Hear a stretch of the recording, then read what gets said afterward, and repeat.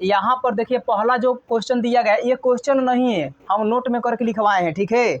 ये जितने हम बोर्ड पर लिखे हैं ये सारे के सारे इंपॉर्टेंट है क्वेश्चन, ये बहुत इंपॉर्टेंट है, इसको याद कीजिएगा आप लोग, ठीक है। यहाँ से देखिए हम एक एक टॉपिक करके लिखवाए हैं, इसलिए लिखवा रहे हैं कि आप लोग का ऑब्जेक्टिव में ये काम करेगा, ठीक है। जब आप परीक्षा में बैठिएगा परीक्षा हॉल में तो वहाँ पर देखिएगा ऑब्जेक्टिव में यही काम आएगा, यही सब लिखा हुआ है आज का, समझ जाइए।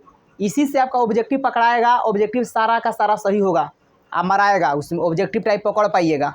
आज जानते हैं ना ऑब्जेक्टिव कितना आ रहा है मैथ में, 50 गो आ रहा है, 50 नंबर का ऑब्जेक्टिव आ रहा है, 50 नंबर का ये आ रहा है सब्जेक्टिव आ रहा है, पता है आप लोगों को। तो 50 नंबर बताइए कि ऑब्जेक्टिव मायने नहीं रखता है पास होने के लिए जी, मायने रखता है, 1 नंबर मायने रखता है, 1 नंबर से आप फेल पास हो जाते हैं, वो तो 50 नंबर है।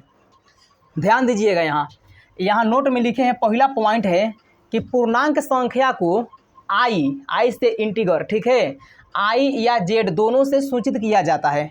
अगर मान लीजिए कि परीक्षा में आ गया कि बताइए कि निम्नलिखित में पूर्णांक संख्या को किससे सूचित किया जाता है, तो हमको तो पता रहेगा कि आई और जेड, तो आई जेड पता रहेगा तो हम तो दोनों में से कोई एक देगा तो हम लगा लेंगे टिक आराम से, और नहीं तो दोनों देगा तो उसमें ऑप्शन देगा कि ए और बी दोनों, इस तरह से करके, तो जहाँ देखेंगे कि दोनों है तो वहाँ टिक लगाएंगे। बात समझ में आ गया, तो ये हो गया। दूसरा पॉइंट देखिएगा यहाँ, दूसरा पॉइंट में दिया है कि पूर्णांकों को संख्या रेखा पर निरूपित किया जा सकता है। क्वेश्चन बनाएगा कि क्या पूर्णांकों को भी संख्या रेखा पर निरूपित कर सकते हैं, उसमें आंसर होगा कि हाँ, जहाँ हाँ होगा टिक लगाइएगा, पूर्णांकों को भी संख्या रेखा पर दिखाया जा सकता है। चलिए तीसरा पॉइंट देखिएगा, यहाँ तीसरा पॉइंट में दिया गया है कि संख्या रेखा पर दाईं ओर की बिंदु धन पूर्णांक तथा बाईं ओर की बिंदु ऋण पूर्णांक को निरूपित करती है। जो संख्या रेखा बनाते हैं तो हम बताए थे आप लोगों को कि संख्या रेखा के दाईं ओर की जो संख्या होती है वो धनात्मक प्लस में होती है, और जो बाईं ओर की संख्या होती है वो माइनस में होती है, ऋणात्मक होती है, ठीक है। चलिए अब 4 नंबर क्वेश्चन को देखते हैं। यहाँ 4 नंबर पॉइंट में दिया गया है कि भिन्न संख्या किसे कहते हैं। भिन्न संख्या तो अंश और हर के रूप में लिखी गई संख्या को भिन्न कहते हैं, चाहे आप कह सकते हैं कि x बटा वाई के रूप में लिखी हुई संख्या को भिन्न कहते हैं, या x बटा वाई को भिन्न कहते हैं, यानी कि उसको जब भी लिखना है तो अंश बटा हर के रूप में लिखना है, ठीक है। अंश बटा हर के रूप में जितना आप संख्या लिखिएगा उस सारे के सारे वो संख्या क्या हो जाएगी, वो सब संख्या हो जाएगा, भिन्न कहलाएगा, ठीक है। जैसे मान लीजिए कि हम लोग लिखते हैं कि 6 बटा 7, तो एक भिन्न नहीं है, एक प्रकार का भिन्न है। चलिए अगला देखिएगा, यहाँ जैसे यहाँ पर लिख दिए हैं कि x बटा वाई 6 बटा 5 10 बटा 12, इस प्रकार से बहुत सारा लिख सकते हैं, यानी कि अंश बटा हर के रूप में होना चाहिए, ठीक है। चलिए अगला समझिए 5 नंबर। यहाँ 5 नंबर पॉइंट में दिया गया है कि पूर्णांकों और भिन्नों को मिलने से परिमेय संख्या का परिवार बनता है। क्वेश्चन देगा कि बताइए कि पूर्णांकों और भिन्नों को आपस में मिला दिया जाए तो किस संख्या का परिवार बनेगा, तो लगाइएगा कि परिमेय संख्या का परिवार बनेगा। पूर्णांक और भिन्न को आपस में मिला दिया जाए तो किस संख्या का परिवार बनेगा, बताइए, परिमेय संख्या का परिवार बनता है, ठीक है। तो यही नोट में है। अब देखिए अगला समझिएगा, यहाँ अगला पॉइंट जो है 6 नंबर में, 6 नंबर पॉइंट में दिया गया है कि प्रत्येक प्राकृत संख्या एक पूर्णांक होती है।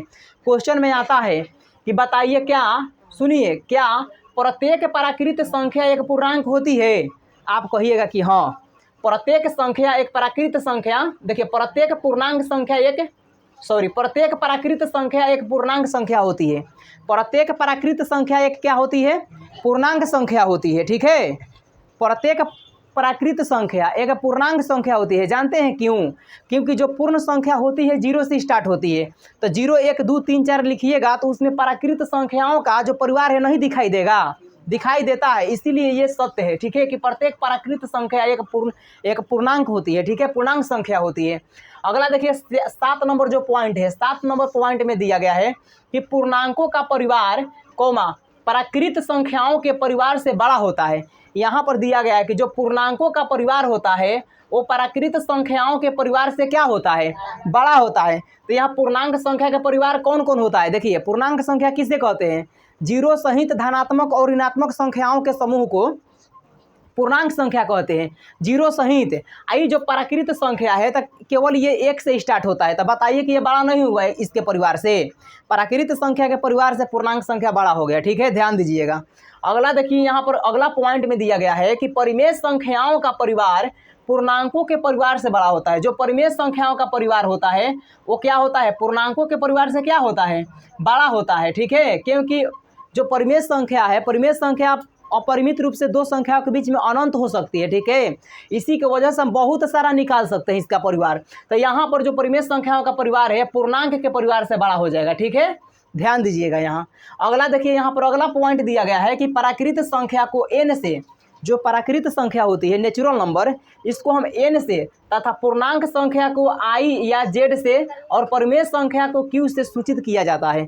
ये आएगा क्वेश्चन में कि बताइए कि प्राकृत संख्या को हम किससे सूचित करते हैं। आप कहिएगा कि n से नेचुरल नंबर होता है, नेचुरल मतलब प्राकृत संख्या। अगला समझिए, अगला अगर इस तरह से क्वेश्चन देगा कि पूर्णांक संख्या को किससे सूचित किया जाता है, तो i से किया जाता है, i से या नहीं तो z से। अगला है कि परिमेय संख्या को किससे, तक परिमेय संख्या को q से सूचित किया जाता है, ठीक है। ये तीनों यहाँ पर इस प्रकार से होगा। 10 पॉइंट देखिए, 10वां जो पॉइंट में दिया गया है, 10वां पॉइंट में दिया गया कि परिमेय संख्या को कितने भागों में बांटा गया है। जो परिमेय संख्या है, परिमेय संख्या बताए थे कि परिमेय संख्या किसे कहते हैं, p बटा q के रूप में लिखी गई संख्या को परिमेय संख्या कहते हैं, या जिस संख्या का पूरा वर्गमूल ज्ञात हो सके उसे परिमेय संख्या कहते हैं, ठीक है। तो यही हो जाएगा। अब ये तो हम लोग इसका परिभाषा हो गया, लेकिन बताइए कि परिमेय संख्या को कितने भागों में हम बांट सकते हैं। इसको हम 3 भागों में बांट सकते हैं। कौन कौन भाग है जी? एक है ये धनात्मक परिमेय संख्या, और अन्य जो 2 है संख्या इसका, वो अगला देखते हैं, अगला वीडियो में हम डालेंगे इसको, देखिए। और भी है इसमें, ठीक है। ये जो है धनात्मक, ऋणात्मक, इस तरह से करके इनका परिवार है, ठीक है। चलिए उसके लिए अगला में डालेंगे।